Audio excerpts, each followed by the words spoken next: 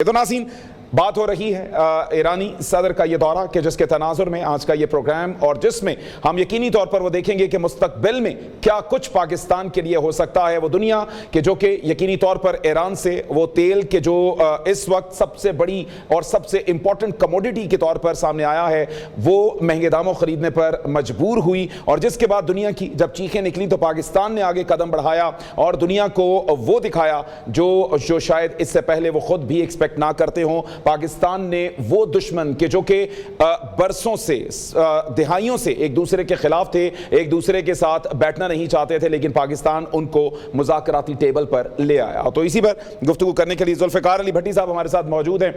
बहुत शुक्रिया जुल्फ़िकार अली भट्टी साहब। सर, क्या जादू चला दिया आपने सुपर पावर पर भी, ईरान पर भी, और आपने यकीनी तौर पर एक बड़ी जो है वो एक कन्फ्लिक्ट को ख़त्म किया, लेकिन ऐसे में पाकिस्तान इस सारे में से क्या बेनिफिट्स जो है वो ले सकता है, इस पर भी चाहेंगे कि आप रोशनी डालें। जी कैन साहब, अल्लाह ताला का लाख लाख शुक्र है कि पहले पाकिस्तान ने इंडिया के ख़िलाफ़ जंग जीती और पूरी दुनिया में पाकिस्तान जो है वो दिफाई अंदाज से इतनी एक मज़बूत मुल्क के तौर पे, एक पावर के तौर पे इंट्रोड्यूस हुआ कि पूरी दुनिया ने जानना शुरू कर दिया। और अमेरिकन प्रेसिडेंट ने भी पाकिस्तान की अफवाज की, पाकिस्तान की एयरफोर्स की और पाकिस्तान की जो जंगी सलाहियत है उसकी इतनी तारीफ़ की कि एक दफ़ा नहीं कितनी दफ़ा यानी उन्होंने कहा और पूरी दुनिया जो है ये एक मुतासर हुई कि पाकिस्तान दिफाई अंदाज से कितना एक अपना उसने मर्तबा हासिल किया है और कितना उसका नाम रोशन पाकिस्तान का हुआ। इसके बाद दूसरा मरहला जो है वो आपका सफारती आया।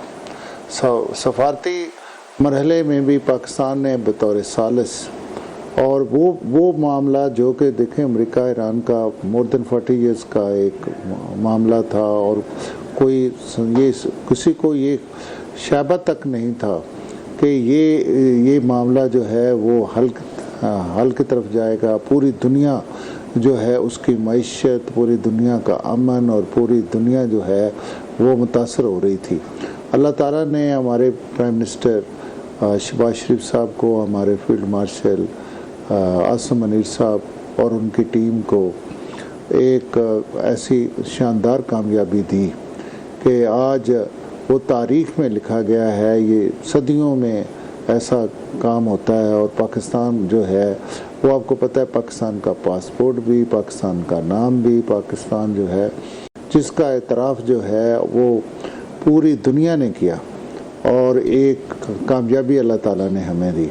अब रही बात आपने जो सवाल किया है वो कि इसको माशी लिहाज से एक हमारा स्टेप है जिससे मैं समझता हूँ कि हमारी आवाम जो है वो अब ये एक्सपेक्ट कर रही है कि जो इसके समराज जो हैं वो माशी लिहाज से जो हैं वो हमारी कौम को मिलने चाहिए। और इंशाल्लाह ताला जैसा आपको पता है कि सऊदी अरब के साथ हमारा डिफेंस एग्रीमेंट हुआ, कतर के साथ हुआ, इस तरीके से हम जो ईरान है, ईरान से भी जो आपको बताया गया हमारी गैस पाइपलाइन का मसला है, तेल का है, ये चीज़ें जो है आज जो पहली फुर्सत में ही सदर ईरान जो हैं वो यहाँ तशरीफ़ लाए हैं और अभी प्राइम मिनिस्टर हाउस में वो जो है वो शुक्रिया भी अदा कर रहे हैं। और पाकिस्तान ने अपना वक्त ज़ाया नहीं किया और इसको मैं यहाँ इस्लामाबाद हूँ, मुझे पता है कि यहाँ पे पूरी स्ट्रेटेजिक वे से जो है हम इसकी प्लानिंग कर रहे हैं। बिल्कुल ठीक हो गया। यकीनी तौर पर जो मामला बन रहे हैं इसमें पाकिस्तान के लिए फ़ायदा ही होगा। अच्छा, कुछ हम सियासी हवाले से भी गुफ्तगू कर लें। शहबाज शरीफ साहब ने बड़ा एक अहम बयान दिया है, मैं चाहता हूं कि पहले वो उनका बयान चला दें और उसके बाद फिर उसी पर गुफ्तगू आगे करते हैं। जी, 18 के इलेक्शन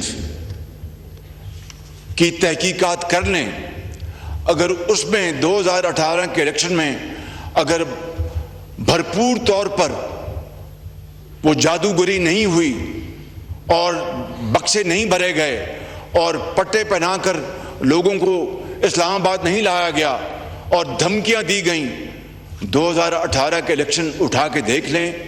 अगर वो लेजिटिमेट गवर्नमेंट है तो ये भी लेजिटिमेट गवर्नमेंट है।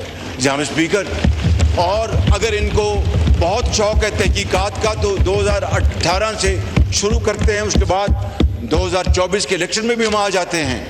तो जनाब स्पीकर, बात निकली तो बहुत दूर तक जाएगी। जी भट्टी साहब 2018 का फिर इलेक्शन जो था वो फिर क्या गलत था? जी देखें, मैं आपके सामने बैठा हूँ, पूरी दुनिया जानती है, मैं दूर जाता ही नहीं हूँ। 2018 के इलेक्शन में मेरे पे मैं मेडिकल डॉक्टर भी हूँ और अल्लाह ताला ने मुझे तीसरी दफ़ा एमएनए बनाया है।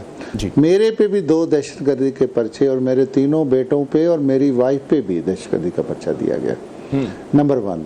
नंबर 2, मेरे इलेक्शन को जो है वो डबल स्टैम्प करके 1 साल बाद, यानी मैं 2018 से 19 तक मैं एमएनए रहा और फिर उसके बाद इन्होंने रीस्टैम्प करके 20 पोलिंग स्टेशन पे इलेक्शन करवाया और फिर 2022 में दोबारा सुप्रीम कोर्ट ने बहाल किया और उसमें देखें वो जजेस का बेंच को क्या था, बंदयाल साहब थे, दूसरे शाह साहब थे और उसके बाद जस्टिस मुनीब था। और देखें वो आपका बेंच, इस बेंच ने मुझे बहाल किया, तो इसका मतलब है कि और उसने उसको धांधली को प्रूव करके, इनकी धांधली को मैंने पूरे 3.5 साल कोर्स में लड़ के दोबारा बहाल हुआ। ये देखें, ये तो कोई ढकी छुपी बात ही नहीं है। ठीक हो गया कि जो देखें ये जो लोग अब बार बार हमें 47 का ताना देते हैं, ठीक हो गया, बिल्कुल ठीक हो गया, गिरबान में झांकें। ठीक हो गया, हाँ, ठीक हो गया, बिल्कुल। इन्होंने क्या काम नहीं किए थे। इन्होंने सियासत में मदाखलत को तेज ही इन्होंने किया है। अच्छा, तेज ही इन्होंने किया, ठीक ये रास्ता ही इन्होंने खोला है। बिल्कुल ठीक हो गया। पहले ठीक है, एस्टेब्लिशमेंट हर दौर में रोल अदा करती थी, लेकिन वो बैक पे होती थी। लेकिन बिल्कुल, चलिए ठीक हो गया, ये बात आ गई। तैमूर साहब भी हमारे साथ हैं, तैमूर तालपुर साहब। सर बहुत शुक्रिया आपके वक्त का। सर ये कहते हैं कि अगर वो गवर्नमेंट ठीक थी तो ये गवर्नमेंट भी ठीक है, लेकिन ये खुद ही उनको सिलेक्टेड का ताना भी देते हैं और फिर मामला उस तरह से चलाते हैं। तो सर क्या ये जो कसौटी सेट की जा रही है, ये क्या ठीक है? अगर इसी कसौटी पर जांचना शुरू कर दिया जाए तो फिर कौन लेजिटिमेट रहेगा? देखिए जी, बातें तो बहुत है करने के लिए और बहुत सी इन्वेस्टिगेशंस हो सकती हैं, और एक बात तो शहबाज शरीफ साहब ने सही की कि अगर ये किया तो बात बहुत दूर तक जाएगी, ये महदूद नहीं रहेगी इस इलेक्शन तक या इससे पिछले इलेक्शन तक। मैं समझता हूँ फैक्चुअली चलना चाहिए, आपको आज के हालात देखने चाहिए, इकोनॉमिक जो क्राइसिस चल रहा है वो देखना चाहिए, सूरताल जंग है वो देखनी चाहिए। पीपल्स पार्टी को कोई एतराज नहीं होगा और पीपल्स पार्टी को कहीं पे किसी सीट पे कोई फर्क नहीं पड़ेगा, क्योंकि हम ना 18 में किसी चीज में इन्वॉल्व थे, ना अभी किसी चीज में इन्वॉल्व थे, तो हम इस तरह से तो बिल्कुल न्यूट्रल हैं और हमें किसी चीज का डर नहीं है।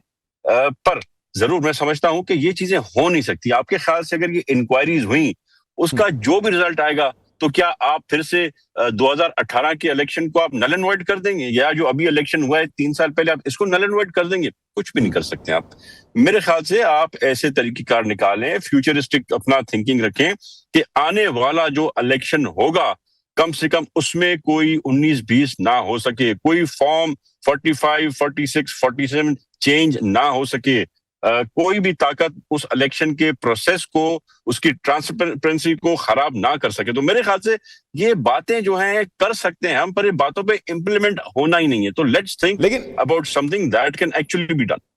बिल्कुल ठीक है। अच्छा तैमूर साहब, एक और जो चीज हमने देखी कि गिलगित बल्तिस्तान के इलेक्शन में जिस तरह से नून लीग और फिर पीपल्स पार्टी ने एक दूसरे के ऊपर बड़ी एक तीरंदाजी की, निशानेबाजी की और उसके बाद फिर देखा कि मिलके बैठ के एक हुकूमत बना ली, तो सर बेहतर नहीं था कि एक ही निशान पे मिल मिला के ही पहले से ही मामला सारे तय कर लेते? क्यों एक दूसरे पे इतना कीचड़ उछालना और उसके बाद फिर शीरो शक्कर हो जाना? देखिए, ये आपके लिए अब एक नई बात नहीं होनी चाहिए। हम ही थे जो पहली बार शहबाज शरीफ साहब को प्राइम मिनिस्टर बना के लाए, ठीक है जी। उसके बाद इलेक्शन हुई, फिर उस इलेक्शन में हम फिर उस हाइट तक पहुंच गए, फ्रस्ट्रेशन की दोनों जमातें, हम भी नून लीग भी, क्योंकि हम नजरियाती तौर पे मुख्तलिफ जमातें हैं, हमारी सोच, हमारी सियासत के तरीकेकार अलग अलग हैं। पर यस, ये इस मुल्क की मजबूरी, इस मुल्क की बेहतरी के लिए नून लीग भी हमें बर्दाश्त कर रही है और हम भी नून लीग को बर्दाश्त कर रहे हैं। तो इन हालात में मेरे ख्याल से ये जिस तरह से जनरल इलेक्शन में हुआ था और वही मुझे एक्सपेक्टेड था। I knew it first time कि जो अभी गिलगित बल्तिस्तान के इलेक्शन हो रहे हैं, इस पे फिर से हम बड़े हाई पेस पे जाएंगे, फिर से गर्मा गर्मी होंगी और आखिर में बहन भाई भाई भाई बन के बैठ जाएंगे। और अभी आपको मैं फ्यूचर का भी बता दूं कि जो आने वाली इलेक्शन है आजाद जम्मू कश्मीर की, उसमें भी आप फिर से गर्मा गर्मी देखेंगे और फिर हम साथ बैठ के हुकूमत बनाएंगे।